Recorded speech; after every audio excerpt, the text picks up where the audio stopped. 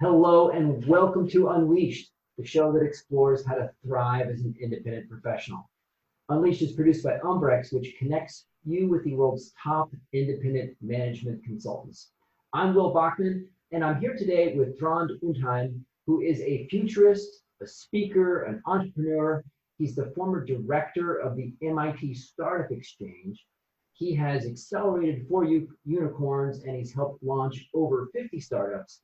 He's out with a book, Pandemic Aftermath, 450 pages that came out in May. So we're going to hear about how Trond managed to write that. Trond, welcome to the show. Thank you so much, Will. I'm very excited to be here. You have a wonderful podcast. Thank you. So you were telling me before we started recording that you wrote Pandemic Aftermath in 17-hour stretches. It sounds like you did not sleep much in March and April because this book came out in May. Tell me a little bit about the major themes of Pandemic Aftermath, how you see society playing out. Sure. Well, I mean, my question back to you is who slept in February and March? I don't know. I just take these things in, and I saw very early that this was going to go down pretty badly. And I just felt like, I'm not a medical professional, and I wasn't really in a position to volunteer at shelters, and I have kids that I didn't want to really expose them to all of that kind of stuff. So I felt like I had to do something, contribute something. But I also really saw that some of my skill sets were kind of coming into their own really around this pandemic, and I started to see that some of the things that were visible to me weren't really visible to everybody else, at least. So I got pretty deep into this book already by the first and second weeks of February, and I really don't know how it became 450 pages. The point is, it just got more and more fascinating and scary. And I think what I ended up doing, right, I charted the next decade. I just decided this is not about this year. And I saw that right away for a lot of different reasons. The point is, it's not to try to be depressive about this, but honestly, what is happening now, first of all, people misunderstood it as like this has been foreseen. Well, I took a look at that. I looked at 15 different government scenario exercises, and they have foreseen nothing. These exercises, done by like 15, 20 people in the room trying to think about the first few days of like when an airplane flies around with some people who are contagious and what might happen. Gee, what's happening now on a world scale is just very, very different. We have never been even, considering this kind of massive lockdown, and the fact that there is no world power that's coming to save anyone is even worse. And I think I saw all of those things because there were trends, of course, in the US that indicated very clearly that the US wasn't going to take a major role in this pandemic for the first time. It's the abdication of a superpower, transpiring before our eyes. But the consequence of that, are pretty wild. So I have 5 scenarios. We can go into them, but some of them are good. They have some consequences. Others are not so good. And my point is, one first is borderless world. So it's this vision that a lot of us, I would say, have of a global society where there's really one governing power that runs everything. It's a fairly likely scenario if you would agree that science wins out. That we need to listen to science in this matter. Scenario 2 is nation state renewal. So here the idea is more the nations that already exist are the best governance model for everything. And after all, that's where the laws are. They will control this on their own. The third is a nation, a 2 worlds apart scenario where I'm seeing the elite completely seclude themselves from the rest of the world. The idea being, you've heard of gated communities. This is the natural post-pandemic consequence of that, where you actually have to build entire communities that are sequestered from the rest of the world with all societal functions inside, and where you keep a gate, almost like a medieval city gate, except no one ever gets in and out. And that's where I foresee that the elite is actually already starting to kind of build these kinds of distinctions between them and the rest. The interesting thing in charting that scenario is basically, it's actually not dystopian. because what happens is the elite that can afford to be in such kind of enclaves, even for them, there's no incentive to destroy the rest of the world. So, you know, all the rest of us would live pretty okay. It's just that some people would try to basically buy themselves out of this and, you know, live in a no virus zone. Lastly, the Hobbesian chaos scenario, and then the status quo, which is the scenario 5. But number 4 is kind of the dystopian scenario, where I foresee a world where really the entire governance structure of the world just starts to break down, and where this just deteriorates into tribal conflicts, and you know, in the US, militias, in Europe, mafia, and in the Middle East, obviously existing terror groups. In Africa, you know, same thing. Yeah. So now I imagine you finished writing this book sometime probably in April, because it was published in May. So Right. we're now May, June, July. We're talking today here on August 4th. So it's about 3 months. Which one of these scenarios now seems maybe the most likely to you? And then I'd love to hear you kind of dive into that and talk about, you know, what does a futurist do, and walk us through this scenario, kind of illustrating how a futurist thinks about how things might play out. So which one is seeming kind of more likely than the others at this point? Well, so you're forcing me into that, which I agree. We can talk about that. But first, because you asked the second question, I need to stop and answer the second question first. So a futurist these days doesn't try to forecast the future, because that fails, right? And it's also very easy to disprove, and then you're out of a job. So what a futurist does is that we chart scenarios. Okay. So these scenarios are so each of them is a little bit like a forecast, and they build on extrapolating some aspects that you see happening, and then you kind of maximize those aspects. And what I've done in each of these scenarios, I build on kind of this 4 forces framework, which looks at technology, business models, policy and regulation, and then kind of social dynamics. So it's these 4 forces really. And I have charted how they all kind of could pan out differently, depending on what might happen with the virus. So, you know, one big aspect, you know, and the environment, which really is where the virus came from, is sort of like a fifth kind of force that in this case came in from left field. In many other situations, it's much more preventable and visible than that, right? If you look at climate change and other things, you can already see the environment, you know, acting back and showing itself. But anyway, you look at then, you know, what would happen if all vaccines fail, for instance, right? So one of the scenarios, the borderless world, is essentially no matter what we tried with the vaccine, none of them really are very efficient. And then from that, as kind of a leading factor, just that one factor then spills over into all the other domains and starts to determine really patterns in how the world could potentially develop. And then likewise, if you look at scenario 1, which is this borderless idea, I think here you're saying, what if some amount of collective will, meaning, you know, at the UN and other places, the US, China, the big actors just got together and said, you know, we cannot really solve this alone. We're going to upgrade global governance, and we're going to do it as soon as possible. And then they really start working on that right now. And the end result is, in this scenario, something, you know, fairly drastic. It's not just what happened after the First World War, right, with the League of Nations, or after the Second World War with the United Nations. It's an entirely new global structure which says the entire world will be ruled by one power. Now, that's a little extreme. The point is, each of these scenarios are extreme, because what we're trying to do as futurists is force societies, organizations, individuals to think about, where do I fit in this picture? What do I want to happen? There's an ethicist called John Rawls, who wrote this book, you know, about theory of justice, and he says, sort of, when you imagine the future society, you should think of a society where you don't know where you'll end up, right? And it's a little bit like that. When you're charting scenarios, that eventually you're going to have to figure out, where would I fit in any of these worlds, and do I like where I think I would end up, or where anybody would end up? You know, do I like that world? Yeah.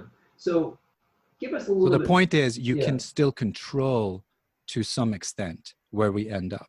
That's why we have activism, right? That's why people are in the streets right now.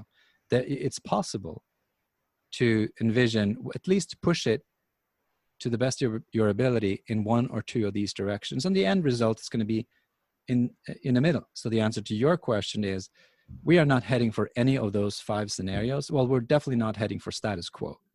That's out of the question, right? 3 months have passed. The world will never be the same. So that's out. So there's 4 scenarios left.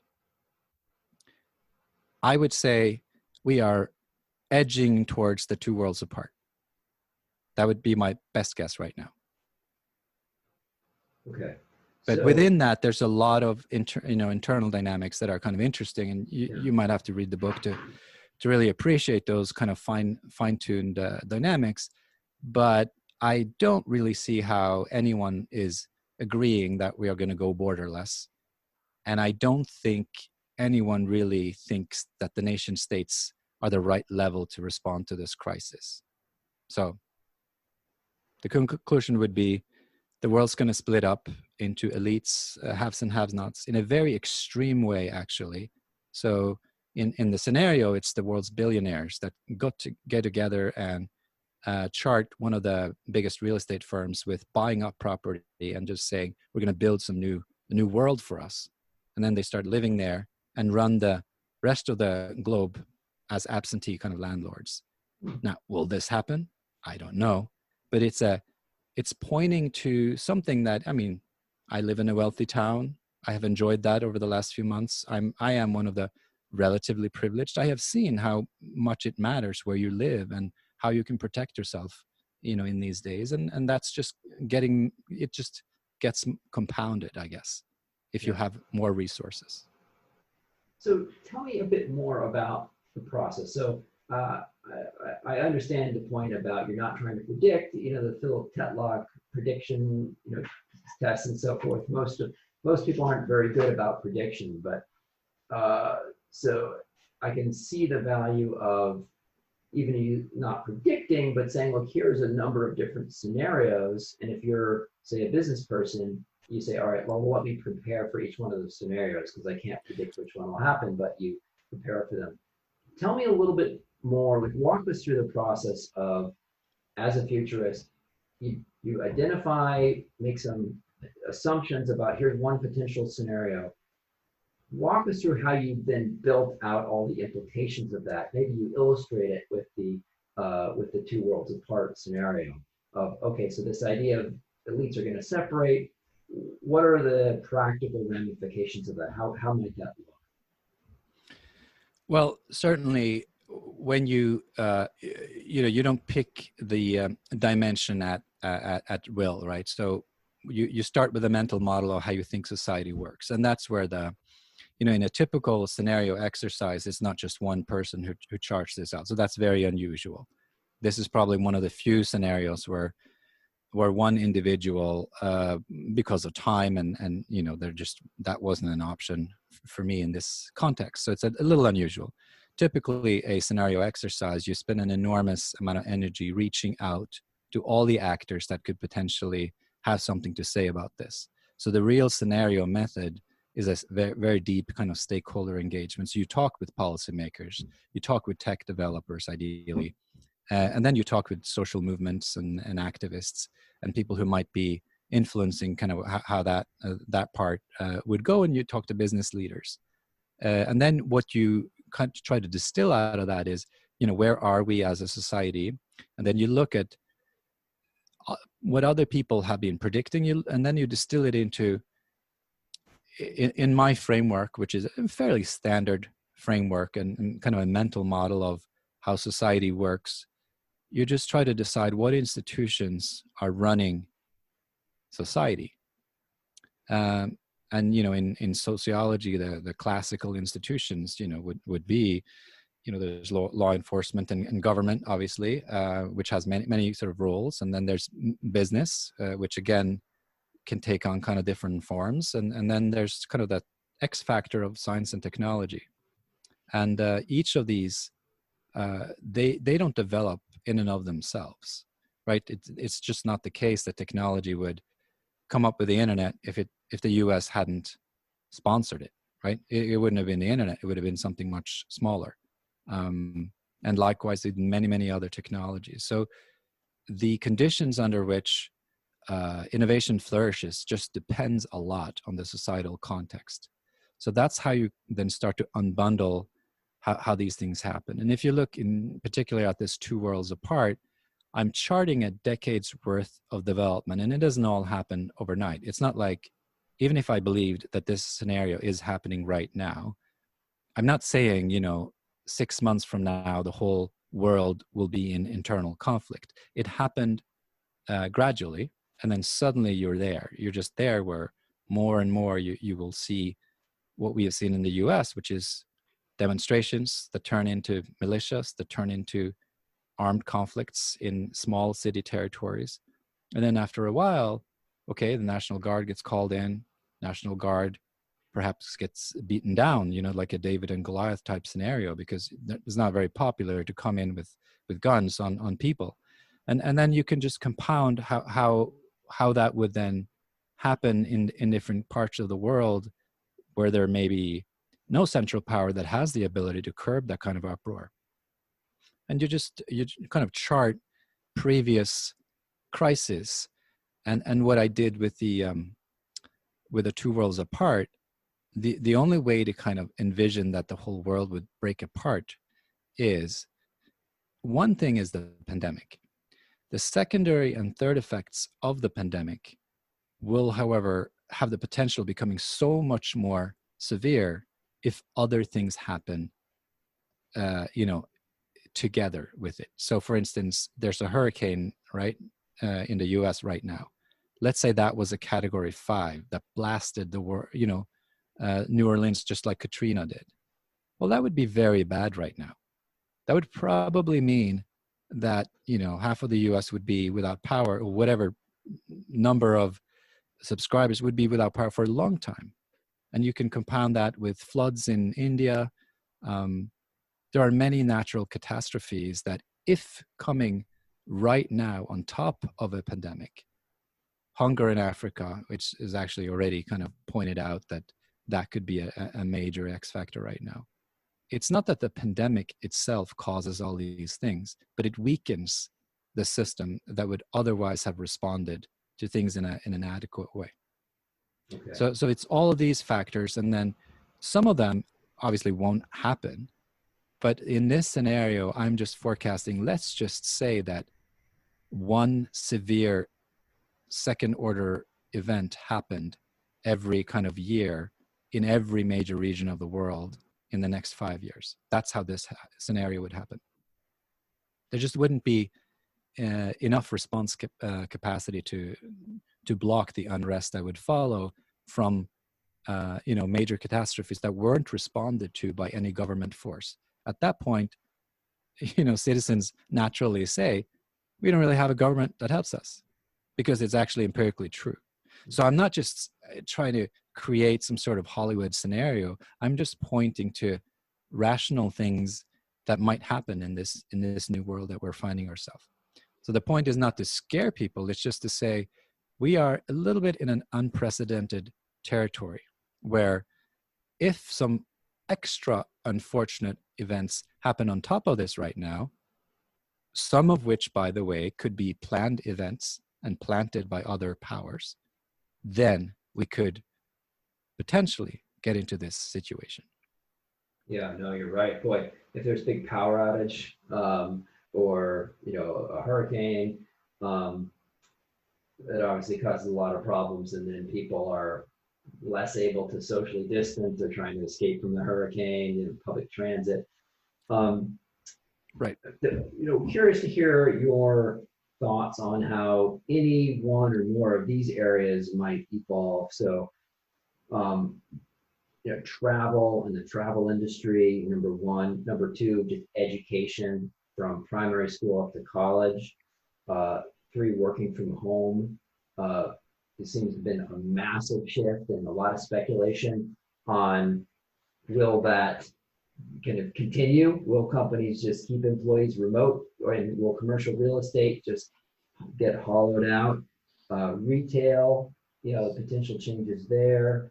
Culture, theater, restaurants, sports, other kind, in concerts. What do you see as some of the pandemic aftermath on these or other kind of just dimensions of daily life? Sure, I'll hit on each of them very quickly. You didn't give an easy task, but I guess that's not why you are on a podcast. But so I'll hit on them real quick. Travel, I think travel is going to take a real good time to recover. Meaning, it's a really scary prospect to travel intensely right now. I think it's the last resort for most people. But there is, of course, the corollary to that, which is we all love to travel. So in all of these areas that you have charted out, I am a little bit of a contrarian, which means I actually think that there are very strong reasons why we will try to the best of our ability to really go back to where we were. And people call this the new normal or something, which I hate that term. I don't think we are going back to anything normal, even remotely, but I do think we will try our absolute best. So of course, if there is a even remotely working vaccine that a good amount of people get access to in the next 18 months, and I think there's a fair chance of that, and by that I would say 30% chance, that would be good, right? So that means I think travel will eventually, over 3 to 5 years, work itself back. It'll look different. The airlines will still, the airplanes will still be flying in the air. They will have different owners, right? Restaurants and anything related to the travel industry will still be there. It's probably co-owned by smart new sort of like barons who are picking up the pieces right now and probably co-investing with restaurant owners to try to get these things up and running again as they are trying to open. Education is an interesting one. I think what happens now is that we all realize that online learning wasn't where we thought it was. So whether you are in the space or not in the space, it's clear that sitting in front of a screen tethered to this one technology is not the answer to any of our problems in learning. You don't learn that way. Kids don't learn that way. And the best online learning, by the way, was never like that. So I think education will accelerate its move into hybrid and blended learning forms, definitely. It's going to be a major shakeout of higher education for sure. I think it'll have really good impacts eventually on the K through 12 system in the US and many other countries, because you're getting challenged on what learning really is. And you realize what schools are. They're not just about learning, they're social institutions. They're a schedule, they're a place you can send your kids and you don't have to worry about them. They're serving so many functions. Yeah. And that function will have to be taken care of again. In the interim, I think these learning pods are going to be important. We are recreating at least the social element of learning as we're bracing for the impact of potentially not going back to school at all for the next 3 to 5 years. Say what you mean by learning pods? So learning pods is this idea that you just find people in your neighborhood or friends of your kids, and then just basically in wealthier communities, fortunately for those who can afford that, you'll be hiring mentors, the wazoo, and just getting complementary help and mentorship for your kids in various forms. But it's clear that the path forward for elementary education is not online learning, right? And the schools are not going to be able to respond. So in private schools, they'll find solutions. There's few enough students, but it doesn't scale for the rest of the system. So that the entire system for the majority will essentially implode. But you can compensate for that by creating these physical pods where you have your kids meet with others and recreate some sort of social context for learning, which is fundamental for kids. For online, for slightly older kids, middle grades and high school, one thing that's kind of occurred to me is that if kids are going to school online and no longer physically going to their local, building, then a lot of parents might be thinking, well, wait a minute, why does it my kid necessarily have to be tied to just going to the local school district school, right? As long as they're online, then you should say, well, why don't I have choice to go to the, some other option, either a charter school or some other public schools classroom that would be better suited to my kid, like anywhere in the United States or the world. You're absolutely right. I think that if this is not played right, I would predict a massive exodus from the public school system, unfortunately, from the most resourceful people who realize they're either going to take advantage of homeschooling or they're going to self-organize in some creative way that maximizes their kids, obviously, opportunities, not just to learn, but to get ahead. So this now has to be played really well by the public school system in every country, because it exposes really the flaws of the system, which is mass education, no individual attention to the students. All of those things become so visible. When you don't have the physical classroom to basically kind of hide what's going on. But it's a massive challenge, and it's nothing to blame neither teachers nor sort of superintendents around. This is a very massive challenge, and the infrastructure of most schools in America and worldwide just was never designed for social distancing or indeed for online learning or blended learning, right? So we're having to rethink education. It's a little bit like rebuilding a plane while it's in the air. That's essentially what's happening. Well, I think a lot of parents, maybe I'm just projecting, but, are, coming to the belief that the school, a large part of the school is really daycare. And that, I've observed and I've heard from other parents, hey, my kids are able to basically do all of the schoolwork. If the school is not requiring a ton of Zooms for classrooms, but just saying, like, here's the assignment, get it done, kids can get it done in like 2 hours instead of 6 hours. And they have all that other time to invest in reading books or doing hobbies or whatever. Look, it can be, the positive side, Will, is that this is a very sort of emancipatory moment, right? This is the time, this is the breakout time where kids that have resources and are able to look outside of what's happening right now, they are already spending this time learning independently, whatever they feel like learning. So there are a lot of good aspects to this change. And by no means am I saying this is all negative. It's just that the systems around us are responding inadequately to 99% of what's happening right now. So, but all of that means that the individual initiative will make all the much more difference. And that, luckily, you can be creative on very few resources, and you can be creative, with a little bit more resources. It's just easier on that end. I want to hit at least a tiny bit on the sports thing you asked me about. So sports, I am very skeptical. Well, the virus has basically attacked us where we are the most vulnerable, because human beings, right? Church, sports, public transport. Those are the three things that are impossible during a pandemic. You can't be around a lot of people, right? And we love social events, sports, culture, concerts. It's all about gathering a lot of people and having these mass collective experiences. Well, the virus basically dictates you cannot have those. They are catalysts for super spreader events, which is kind of how I see them. It's a choice, though. How are we going to respond to that?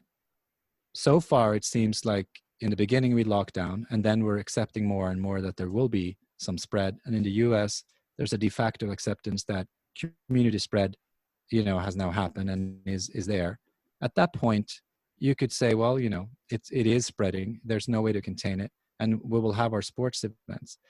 I, however, don't know under any scenario that large events over 1,000 people, I cannot see under any scenario that those will come back in the next 5 years. I have a really hard time thinking that you'll see stadiums open with a good amount of people in them. Concerts, stadiums, mega churches. If those remain open, if they remain open, it will destroy society. Mhm. Now, that's very sad, right? And it attacks individual freedoms, religious freedom, lot of things. However, there's no politician attacking this. It's the virus. So I think we need to keep those things separate. There's no individual force stopping you from doing these things. If we prohibit them, it would just be because rationally this doesn't make any sense as a society to keep having those gatherings when we know what will happen. Yeah. On the public transit, I did just want to mention something that I read the other day. I'm not sure if this is scientifically true, but I think the story in the Times was that if people are wearing masks in countries that have gone back and are using the public transit, in Japan and Europe, apparently there haven't been major super spreader events that have been traced to public transit if people are wearing masks. Apparently, if people aren't in close contact for too long and there's good enough ventilation. So I just wanted to mention that may actually be possible to keep using public transit, other than like the densest hours. But that raises another question around kind of hygiene theater of, we're seeing cases where businesses will go to all this sort of public show of, oh, we clean our, restaurant every day. We use antiseptic on all the surfaces, which is great, but it doesn't actually address the fact that it's an airborne virus. It's like the metaphor was, if there's sharks attacking the beach, they say, well, don't worry, we've reinforced the boardwalk with concrete. It's like, it's great, but it's irrelevant. I mean, you're pointing out that there's a little bit of a disagreement on the science of this virus, and I think the one good thing I would say, I'm going to take a contrarian position on that too. I think there's been all this outcry because people who are not scientists are have opinions about this, and I think thank you for that, because the science is inconclusive. The science on the basics of this disease, is kind of aligning, and it's visible to everybody. Things like masks are important, tracing will help. There will be a vaccine, and there will be many vaccines, and you should try to take them. Those kinds of basic messages, wash your hands, all these things were really invented hundreds of years ago, and they're not controversial, and they shouldn't be. The details, however, of these things are still emerging. So yes, it seems to be an airborne disease to some extent. It also doesn't seem that washing surfaces is as useful as everybody thought early on. It seems that masks are more useful than most people thought, apart from in Asia early on. So all of these things are the picture is slowly starting to emerge. I don't know. The public transport studies, I've looked at those as well. I mean, I just don't think we know enough yet about that. So if you want to be really confident, you're running a public transport system, you want to tell people, just go back, just do it. I think it's a risk to take. It's very possible that, ventilation certainly helps. That's just, common sense. Now, exactly how much ventilation and how that varies in different transportation systems, that's for the engineers to look at, right? And you have to basically prove that what's been happening in one study, is equally true in New York as it is in Jakarta and in Tokyo.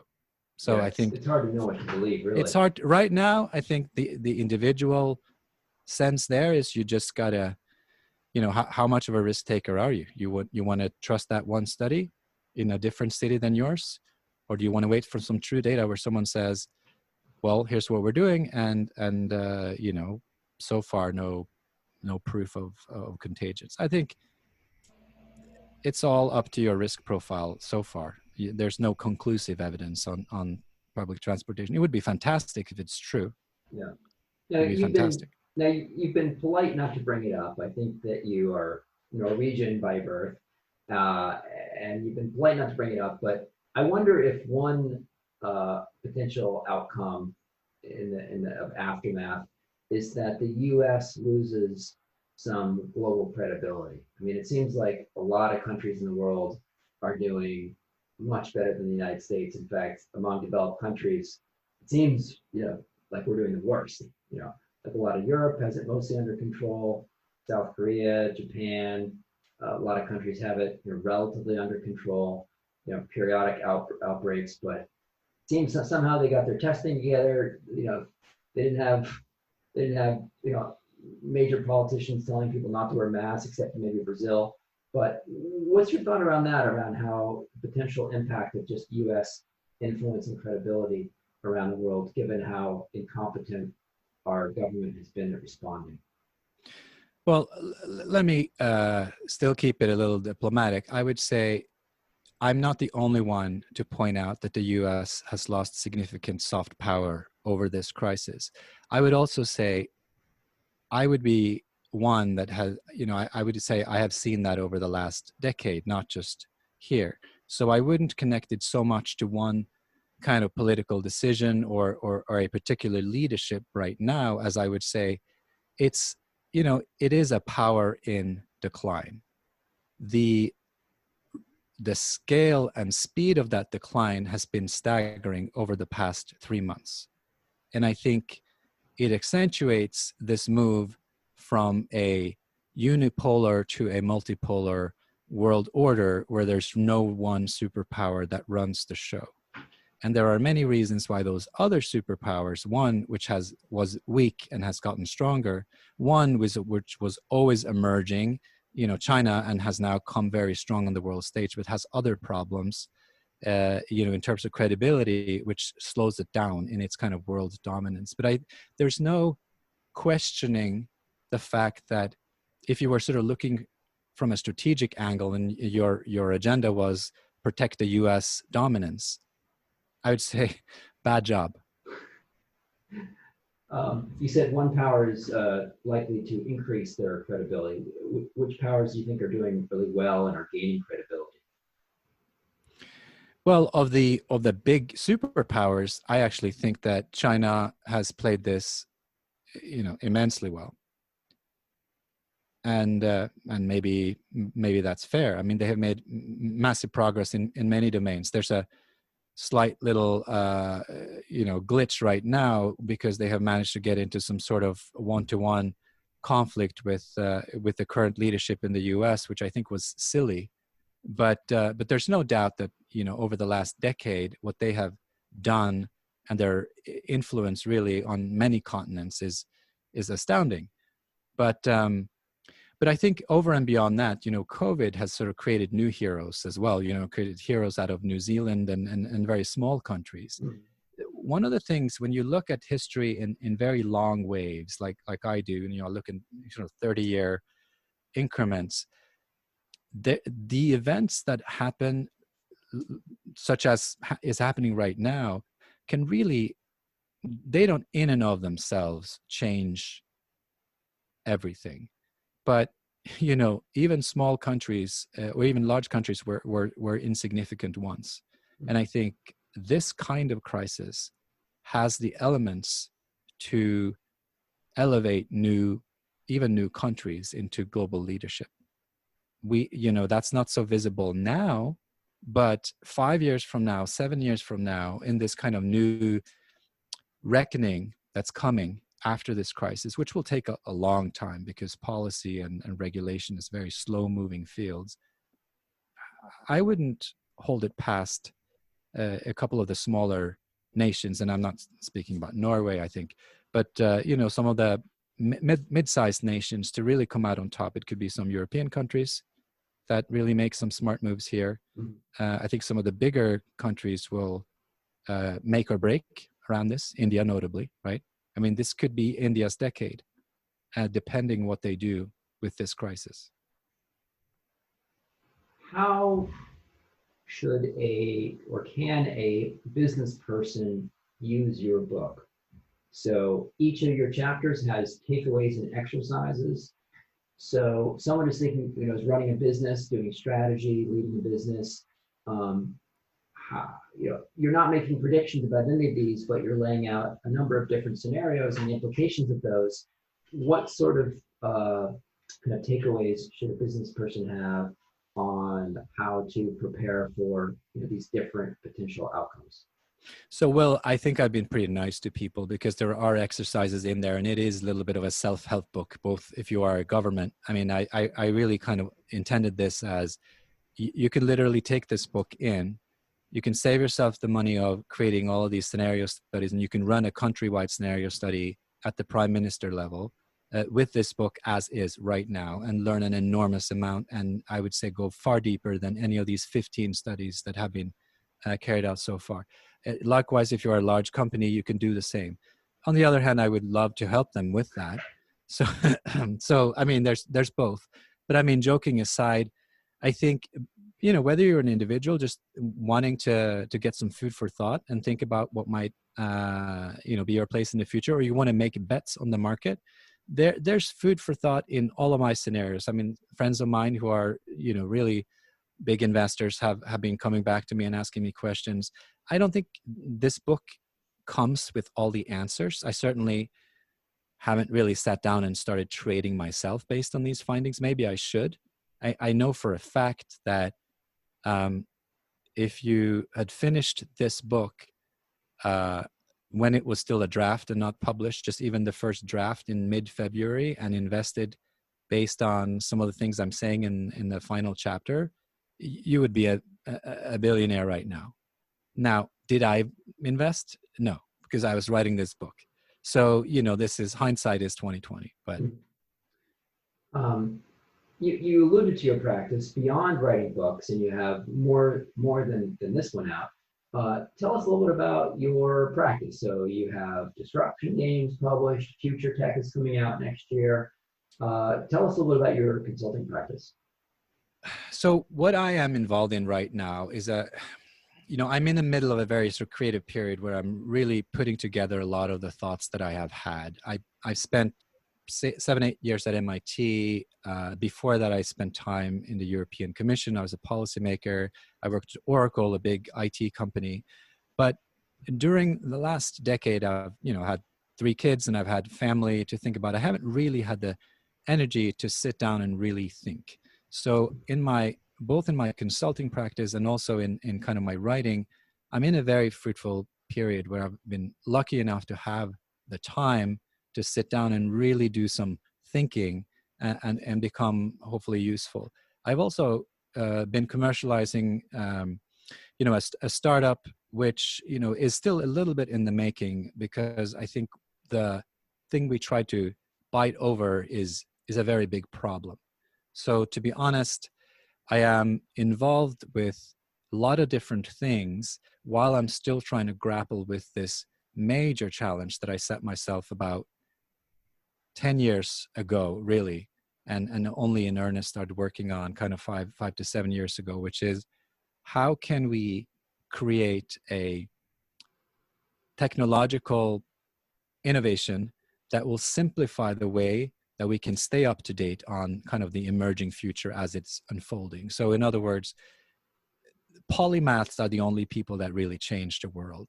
What I envision and hope for this planet is that all of us, or at least a big percentage of us, aspires to be polymaths. I think that with the complexity of the world we're moving into, it's just essential to both learn very fast, and that's why I love your podcast, because you have all these heroes on here who are independent thinkers, and they have consulting businesses and they have charted their own path.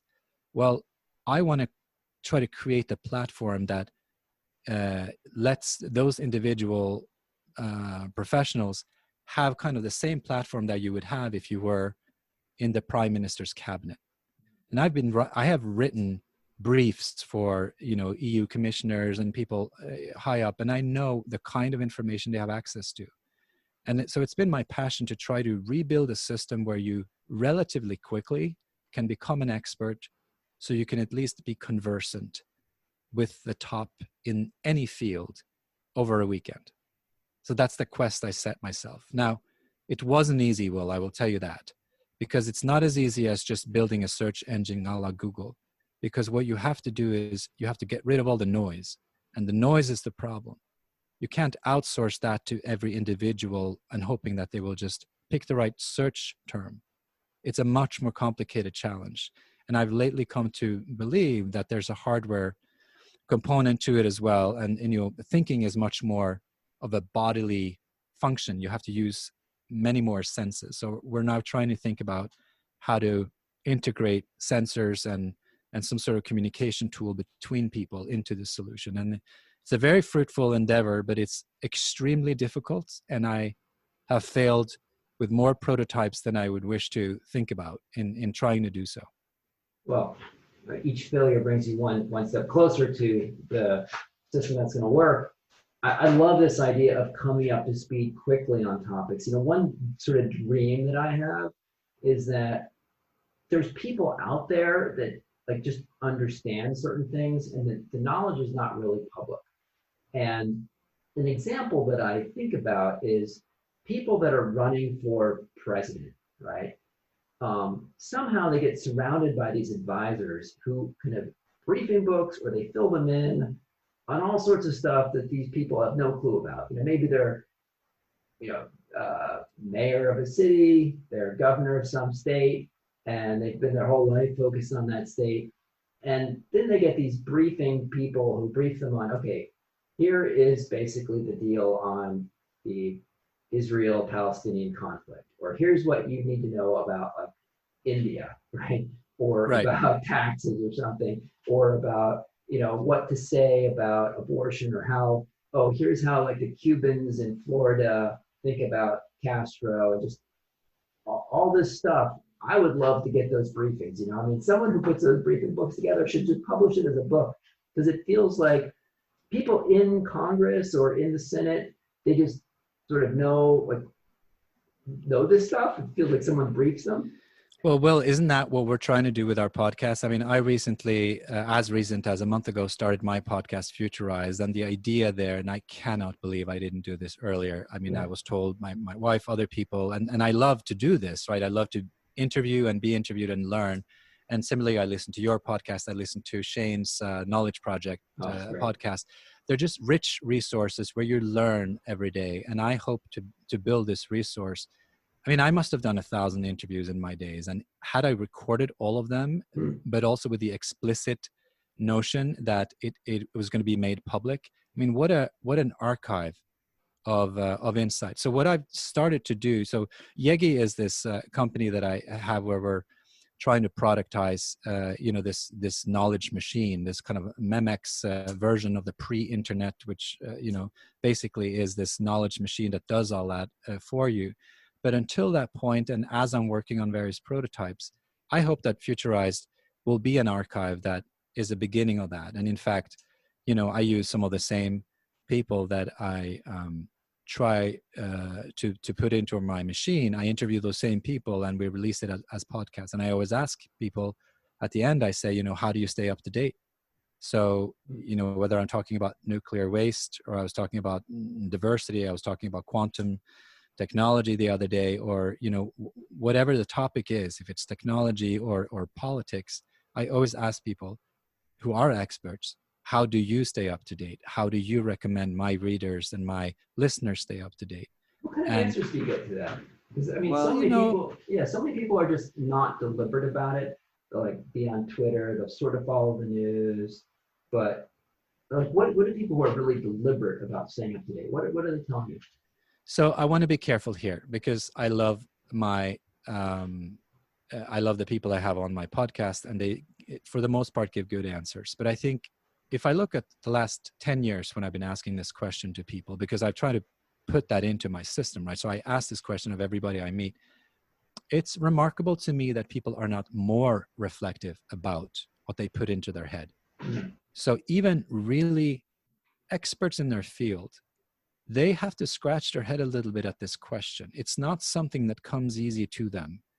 I usually have to probe 2 or 3 times to get to the real question I'm asking.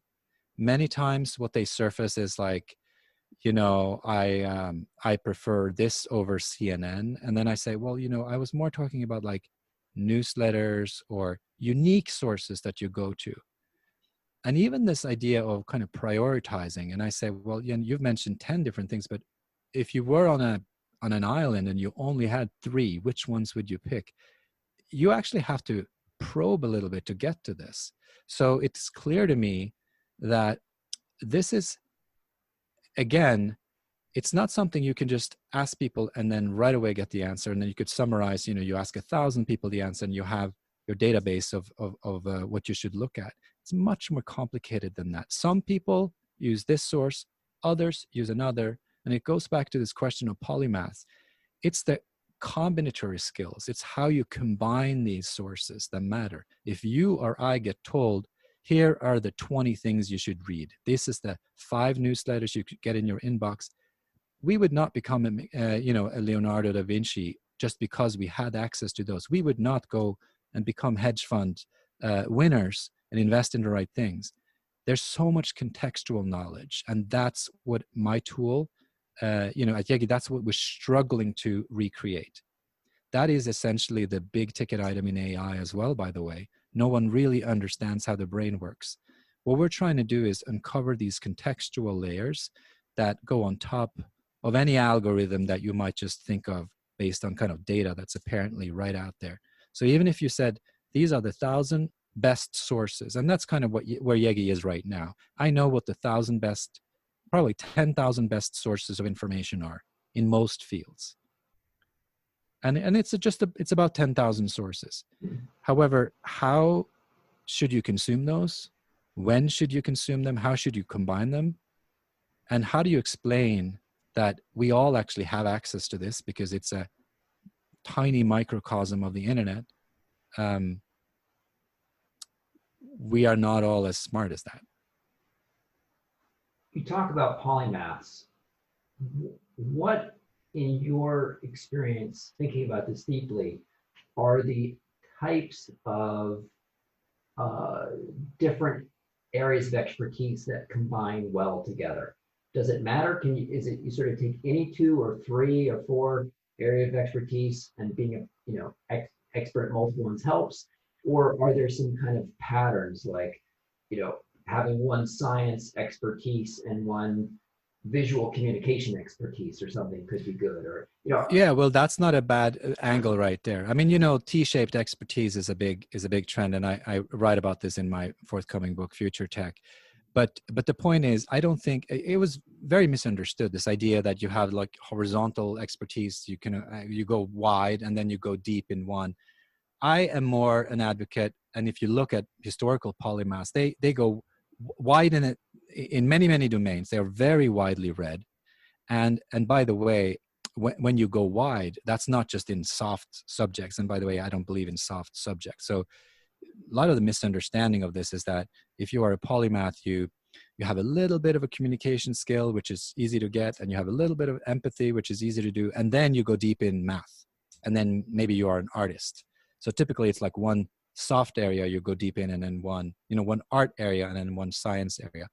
I think that's a complete misunderstanding of how being a polymath works, or at least how it works today in our reality. There definitely needs to be a depth in minimum 2 areas, but like you pointed out, it doesn't really matter which areas those are. And the point is, you just have to be deep enough, and then it's then what happens. It's how do you combine them? Because you could go as deep as you want even in more than 2 areas. And there are very smart people who are very smart in individual domains who are never able to combine that in any meaningful way and make it kind of a lasting impact on society. And I think, so the secret is in how you go about combining those 2 things. And that's where the secret lies. And that's where I'm spending most of my time trying to figure out, from studying individuals who have tried this, from trying myself to be smarter. And by the way, not in 2 domains. I mean, I try to track at least 15 domains. So one of my personal heroes is Tyler Cowen, who writes one of the top economics blogs, Marginal Revolution. Many people would consider him a polymath. What are some of the polymaths working today who you really respect? I mean, the obvious one that's alive today is Elon Musk, right? He exemplifies it, and it's an easy example because he's around and he's very visible. the way that he combines not just many theoretical domains, like, his starting point, I guess, is physics, but he has so many application areas where he is just operating, businesses, and continues to kind of innovate, across automotive and space and so many other areas with consequences, across the globe. So that is a very visible example. But, there are many more. There's, I believe her name is Mae Jemison, the former astronaut, who's also, combining being an artist with being a dancer, with being an astronaut, with, being a kind of multi-scientist. Many authors actually are polymaths, because what they do is they externalize something onto the page, but in order to do that in kind of memorable books, they have to have deep insights in other domains. So even very popular authors, like in the fiction genre, I would classify many of them as polymaths, because the way that they are able to deeply understand both people and the context of their book, and are able to kind of craft stories around it. So that's perhaps the easiest place to go when you kind of read biographies and try to understand people's methods. I would say that the method of an author is maybe the easiest to imitate, because it's also easy to see the results of it, because you see it in the narrative. Because the challenge is, even with Elon Musk, I mean, I've read all the biographies about him, and I read everything he says, but it's really hard to copy. Yeah, I think I saw one quote that said, Steve Jobs and Elon Musk are not really useful examples because they're sort of 7 deviations from the norm. I don't know if that was, I forget the source of that quote, but they're sort of such outliers. And normally I have a rule on this podcast that we don't bring up Apple examples. We're sort of banned. They're just so common. Trond, where can people find you online? I'll include these links in the show notes. So your website, your books, your podcast. Tell us where's the best place for people to learn more about what you're doing. Well, I'm blessed with a name that's impossible to write, remember, remember. A lot of people remember it, but you can't, no one can spell it. But, I have a website. If you can spell half of my name, you might get to my website. What do you call it? The podcast, Futurized, is easy. Futurized, ized.co. And then on Amazon, again, if you can remember, either the titles of my books are easier to remember. Disruption Games is out this year, and then Pandemic Aftermath. Leadership from Below, I wrote 10 years ago. I'm coming out with an updated version in a month or so. And then Future Tech will be out in March of next year. But trondundheim.com is my website. Futurized.co is the podcast. But I'm afraid your listeners will have to look it up on the thread here, because, if my name was Joe, my Starbucks name is Sean. Well, because I want my coffee. It gives you the chance to have that unique URL. So we will include those links in the show notes. This has been such an enjoyable conversation for me. Trond, thank you so much for coming on the show today. It was a pleasure, Will. Thank you so much, too.